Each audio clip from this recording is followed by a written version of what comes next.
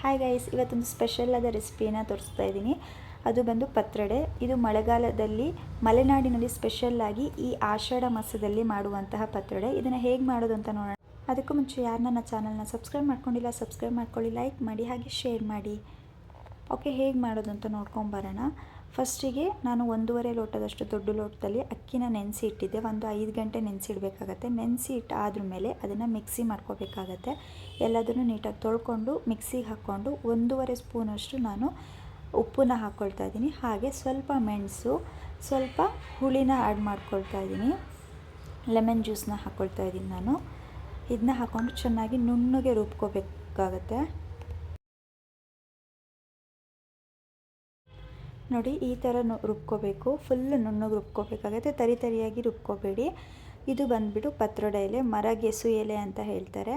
ಇದಕ್ಕೆ ಏನು ಹಿಟ್ಟನ್ನು ಕಡ್ದು ಇಟ್ಕೊಂಡಿದ್ದೀವಲ್ಲ, ಚೆನ್ನಾಗಿ 2 ಬದಿನೂ ಚೆನ್ನಾಗಿ ಹಚ್ಕೋಬೇಕಾಗತ್ತೆ. ಎಲ್ಲ ಎಲೆಗೂ ಹಚ್ಕೊಬೇಕು. ನೋಡಿ, ನಾನಿವಾಗ ಹೇಗೆ ಹಚ್ಕೊಳ್ತೀನೋ ಅದೇ ಟೈಪಲ್ಲಿ ಹಚ್ಕೊಬೇಕಾಗತ್ತೆ.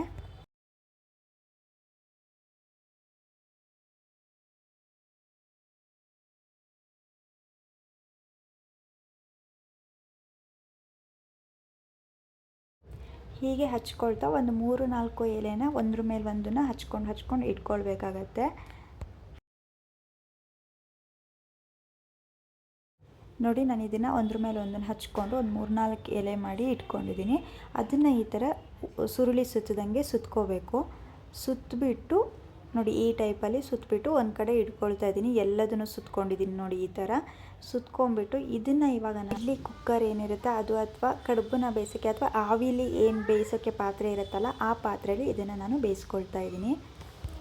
ನೋಡಿ, ಈ ಥರ ಎಲ್ಲದನ್ನು ನೀಟಾಗಿ ಜೋಡಿಸಿ ಇಡಬೇಕಾಗತ್ತೆ. ಒಂದ್ರ ಮೇಲೆ ಒಂದನ್ನು ನೀಟಾಗಿ ಇಡ್ತಾ ಬನ್ನಿ. ಎಲ್ಲ ನೀಟಾಗಿ ಇಟ್ಟರ ಮೇಲೆ ನಾನು ಇದನ್ನು ಮುಚ್ಚಳ ಹಾಕಿ ಒಂದು 1/2 ಅವರ್ ಅಥವಾ 25 ಮಿನಿಟ್ಸ್ ಚೆನ್ನಾಗಿ ಬೇಯಿಸ್ಕೊಳ್ತಾ ಇದ್ದೀನಿ ಆವಿಲಿ. ಈಗ ಇದಕ್ಕೆ ಖಾರನ ಹೇಗೆ ರೆಡಿ ಮಾಡ್ಕೊಬರೋದು ಅಂತ ನೋಡೋಣ. ಫಸ್ಟಿಗೆ ಒಂದು ಬಾಣಲಿಗೆ ಎಣ್ಣೆ ಹಾಕ್ಕೊತಾ ಇದ್ದೀನಿ. ಎಣ್ಣೆ ಕಾದ್ಮೇಲೆ ಶುಂಠಿ ಬೆಳ್ಳುಳ್ಳಿನ ಹಾಕ್ಕೊಳ್ತಾ ಇದ್ದೀನಿ. ಶುಂಠಿನ 1 ಇಂಚ್ ಹಾಕ್ಕೊಂಡಿದ್ದೀನಿ, ಬೆಳ್ಳುಳ್ಳಿ 1 ಗೆಡ್ಡೆ, ಹಾಗೆ ಕಾಳು ಮೆಣಸು, ಹಾಗೆ ಸ್ವಲ್ಪ ಲವಂಗ, ಸ್ವಲ್ಪ ಚಕ್ಕೆ, ಎಲ್ಲದನ್ನು ಹಾಕ್ಕೊಂಡು ಚೆನ್ನಾಗಿ ಫ್ರೈ ಮಾಡ್ಕೋಬೇಕು. ಫ್ರೈ ಮಾಡ್ಕೊಂಡು ಅದ್ರ ಮೇಲೆ ಒಂದು ಈರುಳ್ಳಿನ ಕಟ್ ಮಾಡಿ ಇಟ್ಕೊಂಡಿದ್ದೆ, ಮೀಡಿಯಮ್ ಸೈಜ್ದು. ಆ ಈರುಳ್ಳಿನ ಹಾಕ್ಕೊಂಡು ಚೆನ್ನಾಗಿ ಫ್ರೈ ಮಾಡಿಕೊಂಡು ಸ್ವಲ್ಪ ಕಾಯಿನ ಹಾಕ್ಕೊಂಡು ಫ್ರೈ ಮಾಡ್ಕೋಬೇಕಾಗತ್ತೆ. ಹಾಗೆ ಇದಕ್ಕೆ 2 ಸ್ಪೂನು ಕೊತ್ತಂಬರಿ ಪೌಡರು, ಹಾಗೆ 1 ಸ್ಪೂನು ಅಚ್ಚ ಖಾರದ ಪುಡಿನ ಹಾಕ್ಕೊಳ್ತಾ ಇದ್ದೀನಿ. ಇದನ್ನು ಹಾಕ್ಕೊಂಡು ಸ್ವಲ್ಪ ಫ್ರೈ ಮಾಡ್ಕೋಬೇಕು. ಫ್ರೈ ಮಾಡ್ಕೊಂಡಾದ್ರ ಮೇಲೆ ಇದು ಸ್ವಲ್ಪ ತಣ್ಣಗಾದ್ರ ಮೇಲೆ ಮಿಕ್ಸಿ ಜಾರ್ಗೆ ಹಾಕ್ಕೊಂಡು ಇದನ್ನು ಕೂಡ ನುಣ್ಣಗೆ ರುಬ್ಕೋಬೇಕಾಗತ್ತೆ. ಇದಕ್ಕೆ ಸ್ವಲ್ಪ ಹುರ್ಗಡ್ಲೆ ಏನಿರುತ್ತೆ ಅದನ್ನು ಹಾಕ್ಕೊಂಡ್ರೂ ನಡೆಯುತ್ತೆ, ಹಾಕ್ಕೊಂಡಿಲ್ಲ ಅಂದರೂ ಓಕೆ. ನಾನು ಸ್ವಲ್ಪ ಹುರ್ಗಡ್ಲೆ ಹಾಕ್ಕೊಂಡಿದ್ದೆ, ಆ ಕ್ಲಿಪ್ಪಿಂಗ್ ಮಿಸ್ ಆಗಿದೆ. ನೋಡಿ, ಈ ಥರ ನುಣ್ಣಗೆ ರುಬ್ಕೋಬೇಕಾಗತ್ತೆ. ಅಷ್ಟರಲ್ಲಿ ಇದು ಬೆಂದಿದೆ. ನೋಡಿ, ಈ ಟೈಪಲ್ಲಿ ಕಡುಬು ಬೇಯಿಸ್ಕೊಳ್ತೀವಲ್ಲ ಆ ಥರ ಬೇಯಿಸ್ಕೋಬೇಕಾಗತ್ತೆ. ಚೆನ್ನಾಗಿ ಗಟ್ಟಿಯಾಗಿ ಬೆಂದಿರುತ್ತೆ, ನಿಮಗೆ ಗೊತ್ತಾಗುತ್ತೆ. ಇದನ್ನು ಒಂದು ಪ್ಲೇಟಿಗೆ ಹಾಕ್ಕೊಂಬಿಟ್ಟು ನಾನು ಇವಾಗ ಇದನ್ನೆಲ್ಲದನ್ನು ನೀಟಾಗಿ ಪೀಸ್ ಮಾಡ್ಕೊಳ್ತಾ ಇದ್ದೀನಿ. ಕೆಲವೊಬ್ಬೊಬ್ಬರು ಇದನ್ನೇ ಈ ಥರ ಇದೆಯಲ್ಲ ಇದನ್ನೇ ನೀಟಾಗಿ ಕಟ್ ಮಾಡ್ಕೊಂಬಿಟ್ಟು ಇದನ್ನು ಫ್ರೈ ಮಾಡ್ಕೊಳ್ತಾರೆ, ಅಂದರೆ ಕ್ರಿಸ್ಪಿಯಾಗಿ ಇರುತ್ತೆ.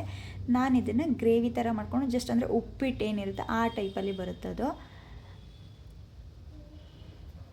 ನೋಡಿ, ಈ ಟೈಪಲ್ಲಿ ಇಟ್ಕೊಂಡು ಅದನ್ನು ಫ್ರೈ ಮಾಡ್ಕೊತಾರೆ. ಇದು ಸ್ವಲ್ಪ ಕ್ರಿಸ್ಪಿಯಾಗಿ ಬರುತ್ತೆ, ಈ ಥರನೂ ಮಾಡ್ತಾರೆ.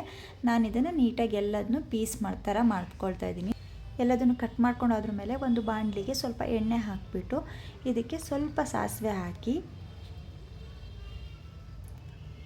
ಇದಕ್ಕೆ ಪಲಾವ್ ಎಲೆ ಹಾಕ್ತಾಯಿದ್ದೀನಿ ನಾನು, ಹಾಗೆ ಉದ್ದಿನಬೇಳೆ, ಶೇಂಗಾ, ಎಲ್ಲದನ್ನೂ ಚೆನ್ನಾಗಿ ಮಿಕ್ಸ್ ಮಾಡ್ಕೋಬೇಕು. ಲೈಟಾಗಿ ಫ್ರೈ ಮಾಡ್ಕೊಳ್ಳಿ. ಇದನ್ನು ಫ್ರೈ ಮಾಡ್ಕೊಂಡು ಅದ್ರ ಮೇಲೆ ಜಜ್ಜಿಟ್ಟಿರೋ ಬೆಳ್ಳುಳ್ಳಿನ ಕೂಡ ಹಾಕ್ಕೊಂಡು ಚೆನ್ನಾಗಿ ಬನ್ನಿ. ಹಾಗೆ ಇದಕ್ಕೆ ಒಣಮೆಣಸಿನ್ಕಾಯಿ 1-2, ಒಂದು ಮೀಡಿಯಮ್ ಸೈಜು, ಒಂದು ಸ್ವಲ್ಪ ಚಿಕ್ಕದೇ ಇತ್ತು ಅದು, ಒಂದು ಈರುಳ್ಳಿನ ಕಟ್ ಮಾಡಿ ಹಾಕ್ಕೊಳ್ತಾ ಇದ್ದೀನಿ. ಹಾಗೆ ಏನು ಖಾರನ ರುಬ್ಬಿ ಇಟ್ಕೊಂಡಿದ್ವಲ್ಲ ಅದನ್ನು ಹಾಕ್ಕೊಂಡು ಚೆನ್ನಾಗಿ ಮಿಕ್ಸ್ ಮಾಡಿಕೊಂಡು ಇದಕ್ಕೆ ಸ್ವಲ್ಪ ನೀರು ಹಾಕಿಬಿಟ್ಟು ಚೆನ್ನಾಗಿ ಮಿಕ್ಸ್ ಮಾಡಿಕೊಂಡು ಒಂದು ಕುದಿ ಬರೋವರೆಗೂ ಬಿಡಬೇಕಾಗತ್ತೆ. ಈ ಖಾರ ಸೇಮ್ ಅಂದರೆ ಏನು ಚಿಕನ್ ಸಾಂಬಾರು ಅಥವಾ ಎಗ್ ಸಾಂಬಾರಿಗೆ ಏನು ರೆಡಿ ಮಾಡ್ಕೊಳ್ತೀವಲ್ಲ ಆ ಥರ ಖಾರನ ರೆಡಿ ಮಾಡ್ಕೋಬೇಕಷ್ಟೆ. ಹಾಗೆ ಈ ಖಾರ ಕುದಿ ಬಂದ್ರ ಮೇಲೆ ಕಟ್ ಮಾಡಿ ಏನು ಪೀಸ್ನ ಇಟ್ಕೊಂಡಿದ್ವಲ್ಲ ಅದನ್ನು ಇದಕ್ಕೆ ಹಾಕೊಂಡು ಚೆನ್ನಾಗಿ ಮಿಕ್ಸ್ ಮಾಡ್ಕೊಂಬಿಟ್ಟು ಈ ಗ್ರೇವಿ ಏನಿದೆ ಸ್ವಲ್ಪ ಮಟ್ಟಿಗೆ ಅದು ಡ್ರೈ ಆಗಬೇಕು, ಅಲ್ಲಿವರೆಗೂ ಅದನ್ನು ಬಿಟ್ಟು ಅದು ಡ್ರೈ ಆದ್ರ ಮೇಲೆ ಸ್ಟವ್ನ ಆಫ್ ಮಾಡಿ ಸರ್ವ್ ಮಾಡ್ಕೋಬೋದು. ಇದು ಇವತ್ತಿನ ರೆಸಿಪಿ ಆಗಿತ್ತು. ಇದು ತುಂಬ ಸ್ಪೆಷಲ್ ಆಷಾಢ ಮಾಸದಲ್ಲಿ. ನೀವು ಮನೇಲಿ ಟ್ರೈ ಮಾಡಿ ನೋಡಿ ಹೇಗಾಗಿತ್ತು ಅಂತ ನನಗೆ ಕಮೆಂಟ್ ಬಾಕ್ಸ್ನಲ್ಲಿ ತಿಳಿಸಿ. ಇನ್ನು ಯಾವ ಥರ ಅಡುಗೆ ಬೇಕೋ ಅದನ್ನು ಕೂಡ ತಿಳಿಸಿ, ನಾನು ಮಾಡಿ ತೋರಿಸ್ತೀನಿ. Thank you so much. Next ವಿಡಿಯೋದಲ್ಲಿ ಸಿಗೋಣ. ಬಾಯ್ ಬಾಯ್.